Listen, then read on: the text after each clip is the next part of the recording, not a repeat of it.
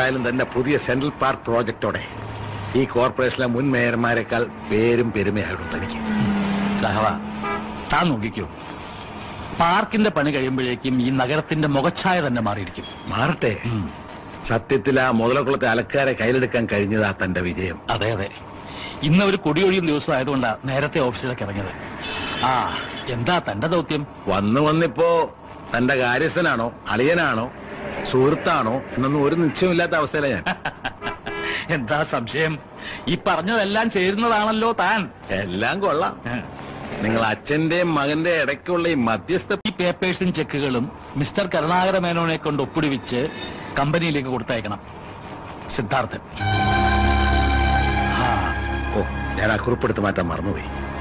സാരല്ലോ, സ്വന്തം അച്ഛന്റെ പേരിനോടൊപ്പം മിസ്റ്റർ എന്ന് ചേർത്ത് വിളിക്കാനുള്ള സൗമനസ്യം എന്റെ മുന്നുണ്ടായല്ലോ. ആശ്വാസമായി. ജോയിന്റ് അക്കൗണ്ട് ആയതുകൊണ്ട് ഈ ഒപ്പിടുന്ന പണിയെങ്കിലും ഉണ്ട് എനിക്ക്. ഈ കാശെല്ലാം അവൻ എങ്ങനെയാണ് ചെലവാക്കുന്നതെന്ന് അന്വേഷിക്കാറുണ്ടോ താൻ? കണക്ക് ചോദിക്കുന്നൊന്നും സിദ്ധാർത്ഥന് അത്ര ഇഷ്ടമുള്ള കാര്യമല്ലെന്ന് അറിയില്ലേ? 25 വർഷം മുമ്പ് നഷ്ടപ്പെട്ടതാണല്ലോ എനിക്ക് അവന്റെ മേലുള്ള കടിഞ്ഞാൻ.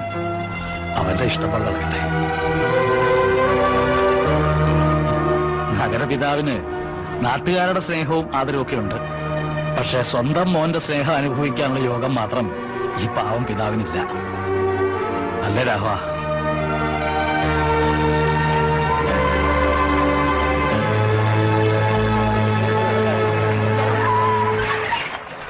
ഞാനെന്നാ ബാങ്കിൽ പോയിട്ട് വരാം.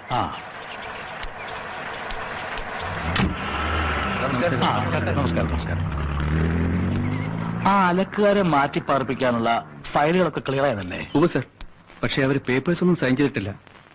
അവർക്ക് സാറിനെ കണ്ടത് പറയാനുണ്ടെന്ന്. ഇനി എന്താണാവോ പറയാനുള്ളത്? തൽക്കാലം ആ പുറമ്പോക്ക് ഏരിയയിലേക്ക് മാറാൻ ഞങ്ങൾക്ക് ബുദ്ധിമുട്ടുണ്ട് സാർ. നിങ്ങൾ ഇങ്ങനെ തോന്നുമ്പോ ഓരോന്ന് പറഞ്ഞാൽ എങ്ങനെയാ? സാറിനറിയാലോ, ഈ സിറ്റിയിലെയും ചുറ്റുവട്ടത്തിലെയും വെഴുപ്പ് മുഴുവൻ അലക്കുന്നത് ഞങ്ങളാണ്. വെള്ളത്തിന്റെ യാത്രാ സൗകര്യത്തിന്റെയും കാര്യത്തില് മുതലക്കുളം തന്നെയാണ് ഞങ്ങൾക്ക് മെച്ചം. അത് നിങ്ങൾ അവിടുന്ന് മാറാമെന്ന് സമ്മതിക്കുന്നതിന് മുമ്പ് ആലോചിക്കേണ്ടതായിരുന്നു. അന്ന് സാറിന്റെ സമ്മർദ്ദത്തിനും ഭീഷണിക്കും വഴങ്ങിയത് ബുദ്ധിമോശമായെന്ന് മനസ്സിലാക്കാൻ ഞങ്ങൾ ഇത്തിരി വൈകിപ്പോയെന്ന് മാത്രം. എന്തായാലും കോർപ്പറേഷൻ അവിടെ പാർക്കിന്റെ പണി തുടങ്ങാനുള്ള എല്ലാ ഏർപ്പാടുകളും ചെയ്തു കഴിഞ്ഞു. ഒഴിഞ്ഞില്ലെങ്കിൽ നിങ്ങളെ അവിടുന്ന് ഒഴിപ്പിച്ചിട്ട് ഞാൻ ഈ പ്രോജക്ട് പൂർത്തിയാക്കിയിരിക്കും.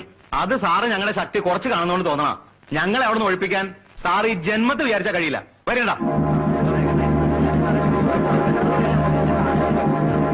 അഹങ്കാരികള്. ഇതങ്ങനെ വെറുതെ വിട്ടാ പറ്റില്ല. സോമൻ സർ, ആ കമ്മീഷൻ വിളിക്കും.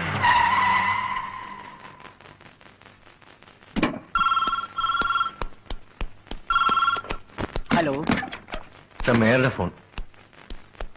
Hello sir, good morning. ഓ, അത് ശരി. ആ അലക്കാരുടെ പിന്നിൽ കളിക്കുന്ന ഏത് ശക്തിയായാലും ശരി, ഇന്നോടെ ഞാൻ അവസാനിപ്പിച്ചുള്ള അവരുടെയൊക്കെ കളി.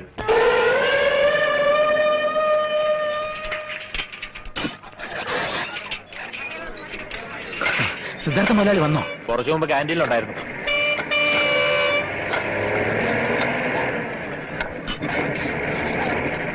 എന്താ എവിടേക്കാ ഈ പന്തം കണ്ട പെരിച്ചായിക്കും കൂടുന്നത്? എനിക്ക് സിദ്ധാർത്ഥ മുതലാളി ഒന്ന് അത്യാവശ്യമായിട്ട് കാണണം. ഇവിടുന്ന് ശമ്പളം എഴുതി വാങ്ങിയിട്ട് പണിയൊന്നും എടുക്കാതെ മൂപ്പരുടെ സോൾഗാർഡ് ആയിട്ട് ഇങ്ങനെ നടക്കുകയാണല്ലേ? അല്ല മോനെ, നിങ്ങൾ എന്താ പറഞ്ഞ് നിങ്ങളുടെ മോടെ കല്യാണത്തിന് അഡ്വാൻസിന് പുറമെ ഒരു 10,000 രൂപ കൂടി മുതലാളിയെ സോപ്പിട്ട് വാങ്ങി തരണം. അത് നമ്മൾ സോൾഗാർഡ് ആക്കി തരാം കേട്ടാ. മോനെ, നമ്മളെ സ്വീപ്പ് ഉണ്ടാക്കല്ലേ? 10,000 ഉറുപ്പിക കിട്ടിയാലേ നമ്മളെ മോളെ നിക്കാതെ ബേജാറില്ലാണ്ട് നടത്താൻ പറ്റും. അത് ഓർമ്മയുണ്ടല്ലോ. അപ്പൊ വലിയ വായിലിങ്ങനെ കുറ്റപ്പെടുത്തി സംസാരിക്കരുത്. ഞാൻ ഇവിടുത്തെ തൊഴിലാളി മാത്രമല്ല, മുതലാളിയുടെ പ്രൈവറ്റ് സെക്രട്ടറിയോടെയാണ്. ടേക്ക് ടി സി എല്ലാം ശരിയാക്കി തരാം കേട്ടാ.